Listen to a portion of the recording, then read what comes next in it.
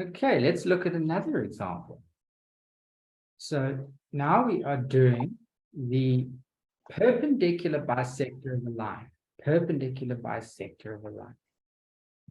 So what does that mean? Well, a line is y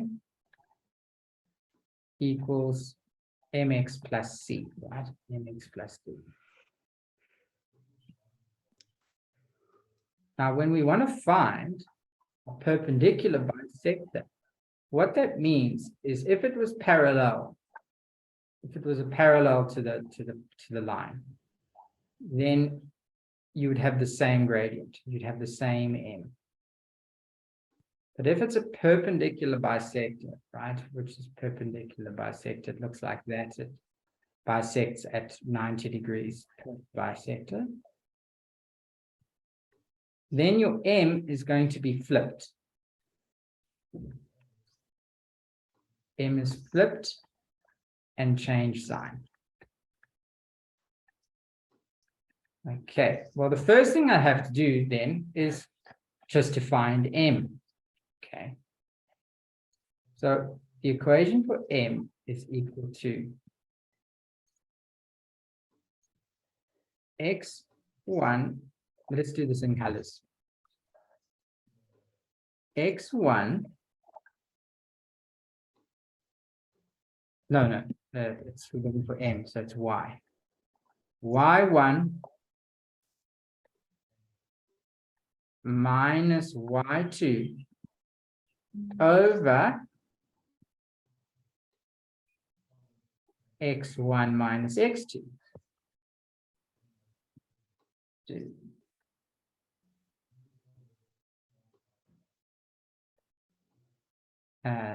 What color is going to be?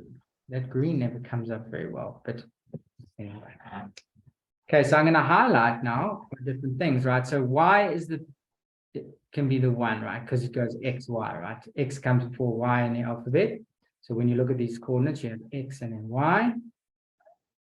So my second y, y2 would be this one here. There's my other y. And then if my y1, underneath my y1 is a red one. So that would be the one next to the green and red together. And then I have blue and orange together underneath each other. So there's my orange one there. And then I simply just plug into the formula, right? So m equals y1, which is 1, minus y2, which is 15, over, I'm just going to use a darker green here. That's better. And then x1, which is 4, minus x2, which is my orange one. What's my orange one? 10, right? And so I get 1 minus 15 is minus 14. 4 minus 10 is minus 6. Can you use your calculator if they allow you? Otherwise, should be able to do that in your head. Now, notice I have a negative over a negative, so it becomes a positive. So I end up with 14 over 6, which simplifies to 7 over 3, because I can divide both of those by 2. Now, when I said it's perpendicular bisector, what means is that m is flipped. What do I mean by that? Well, we change the 3 and the 7. So m of this would be m of AB. Now, the m of the perpendicular bisector is therefore going to be negative 3 over 7. So what do I do when I find the perpendicular bisector? I flip it around and change the sign. So if it's positive, I change it to negative. If it's negative, I change it to positive.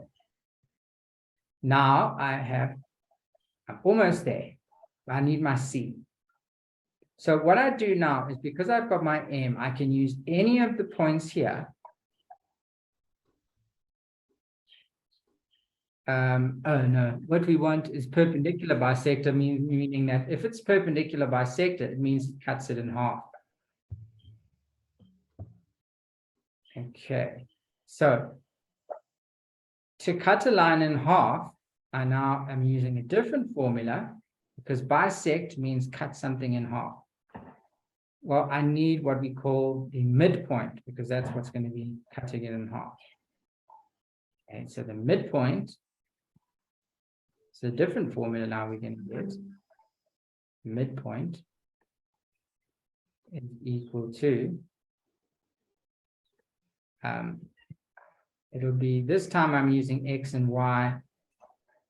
I'm going to keep them as the same color. Now I say X1 plus X2 over 2, and then the other one, the other point, because the midpoint is 2 points. So this would be the first point, and then the first coordinate, should I say, the first point, and then the other coordinate would be the y coordinates, my y's, right? So it's then y1 plus y2 over 2.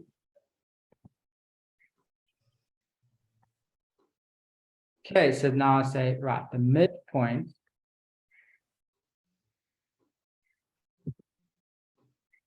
equals, and so these are basically points, right? It's a coordinate. Your midpoint is a coordinate. I'm going to put the brackets here. Because that should be like that, because it's coordinates. Okay, so my x1 was the red one, which is 4. My x2 is 10, right? The orange one. Over 2. And then the y was the green one, the dark green, you can see it, 1 plus, and then it's the blue one, which is 15 over 2. So 4 plus 10 is 14, divided by 2 is 7.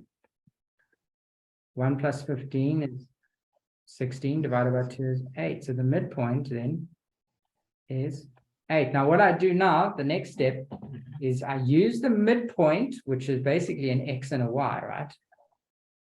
X coordinate, y coordinate.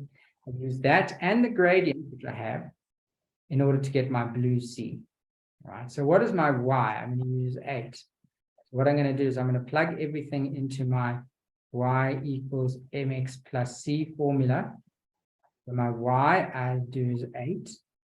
My m is going to be, worked it out, minus 3 over 7. My x is going to be 7, take it from there, and then plus c, because c is what I'm trying to get. Now, 8 equals negative 3 times 7. Do you see the 7's cancel, leaving just negative 3 plus c? Take the 3 across, becomes plus c. Plus 3 equals c. So c equals 11. Now I have everything I need to put my equation. Y equals m, which was negative 3 over 7, x, plus my c, which is 1. Okay, so that's how you find the perpendicular. It's quite a complicated question there. A lot of steps, right? The first step, when you're finding your perpendicular bisector, find your gradient. Then flip it. Second step, find your midpoint. Then you use your gradient and your midpoint, and you sub those into y equals mx plus c in order to get your c. And then you can write out your equation. Okay, so you can watch that a couple of times because it's quite complicated, and should help you figure stuff out. So yeah, you may have to watch that a few times.